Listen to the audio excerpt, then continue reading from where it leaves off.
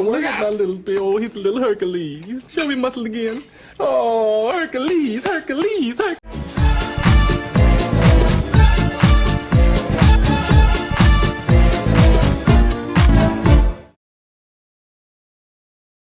Hey everyone, welcome back to the channel. Today I bring the last movie, part of my movie series.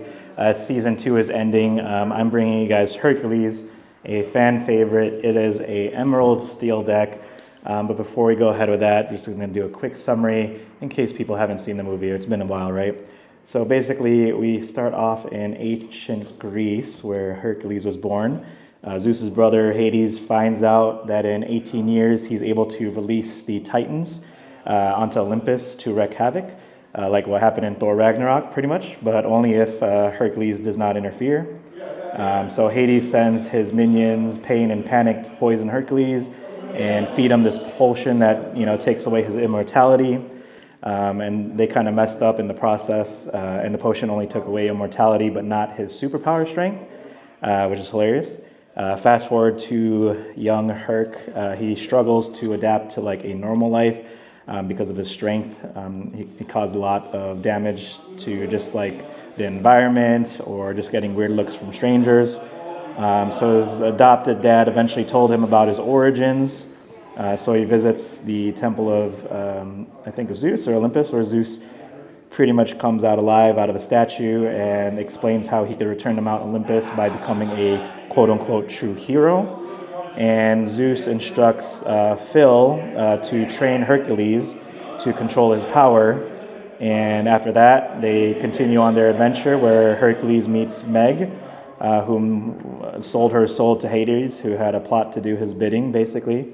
And Meg tried to lead Herc into saving two boys who were trapped under a rock, who turned out to be Pain and Panic. And because of this, Hades releases several monsters, such as the Hydra, and Herc easily defeats all of those, and it just makes Hades really angry. So Hades then holds Meg hostage, trying to trick Herc into believing his plans.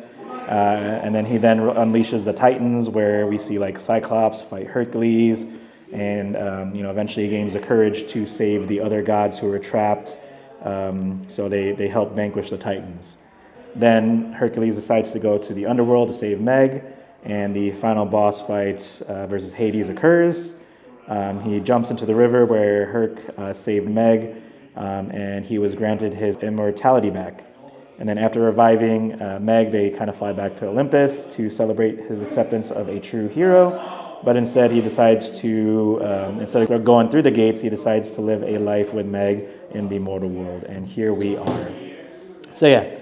Like I said, this is a emerald steel deck. It takes advantage of some of the powerful steel damage cards and kind of going with no hand with like stuff like Tiana and some powerful emerald draw cards as well. So we'll start off with the 1-drops here.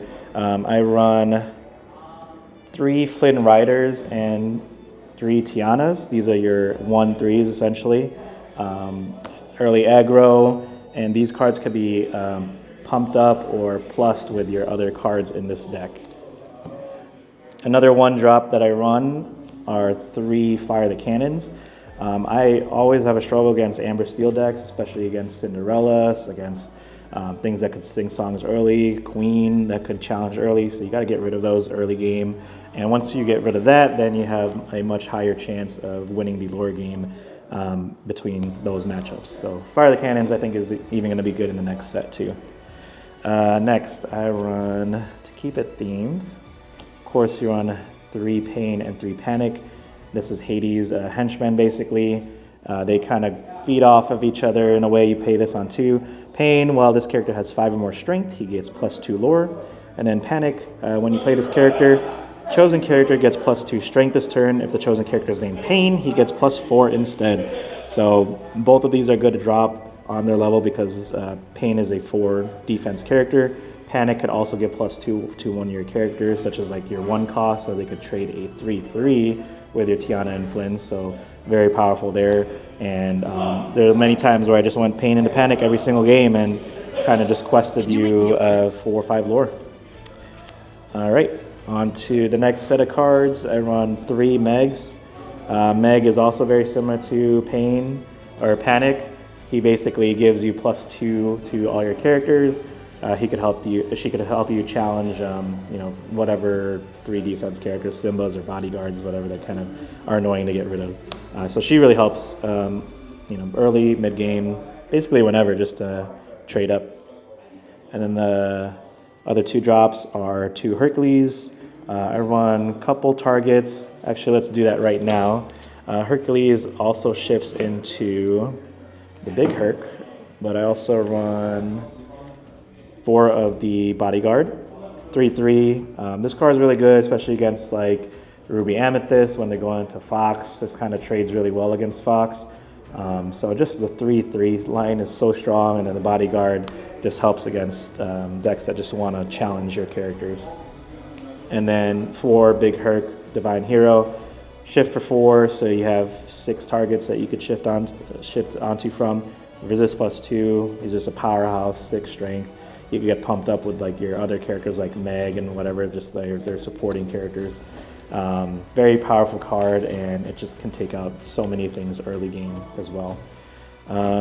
Then I run a Jafar package. Mainly, you got 3 of these Jafars because he gains evasive on your turn, so he's pretty much like a Cruella.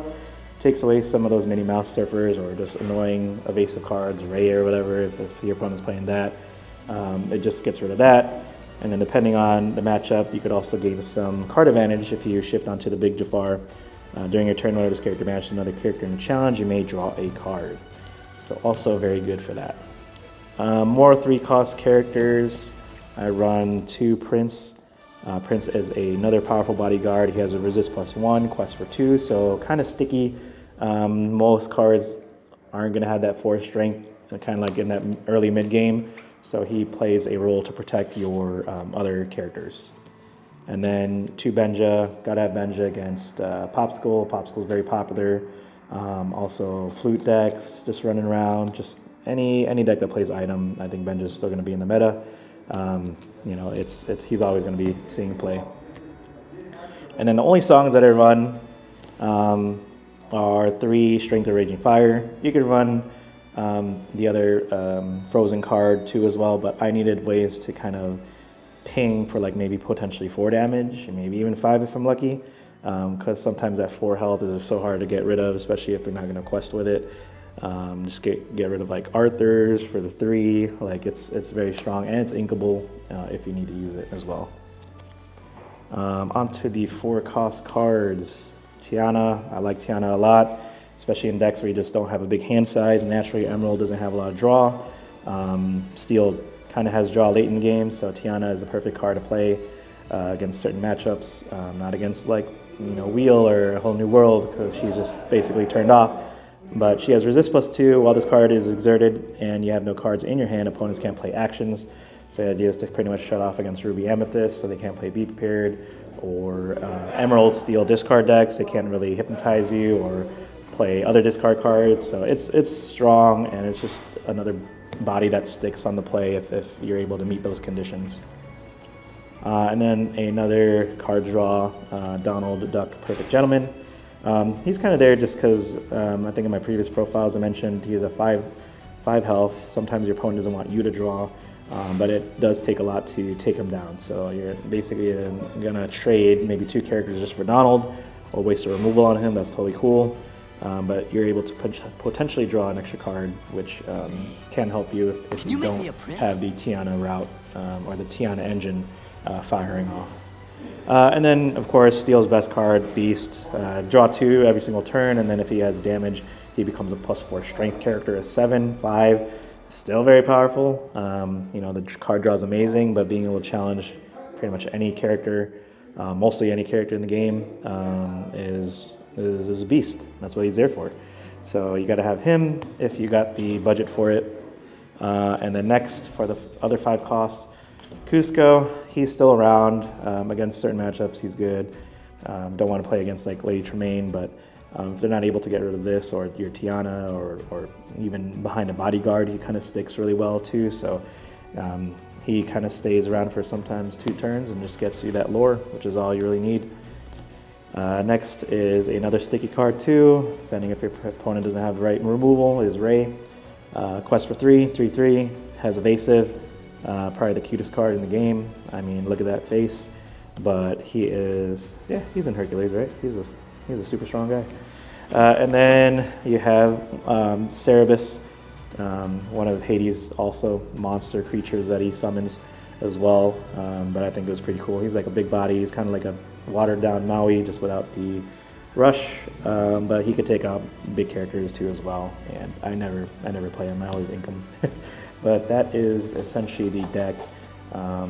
It's surprisingly actually a really good budget deck minus the beast cards. So if you can't afford the $40 beast cards, there are some cards that you could actually substitute it with, which is essentially Mad Hatter.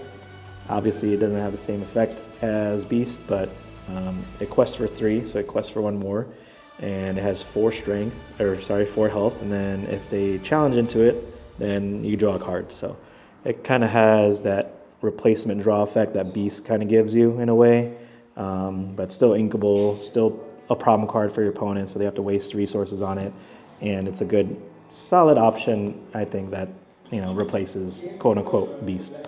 And then you could also, if you want to go the damage route, if you don't have the Tinkerbells, you could also play Kronk if you want to have more ping damage. He's pretty much like a Tinkerbell. He has resist +1 during your turn. Whenever this character banishes another character in a challenge, you may deal 2 damage to chosen character.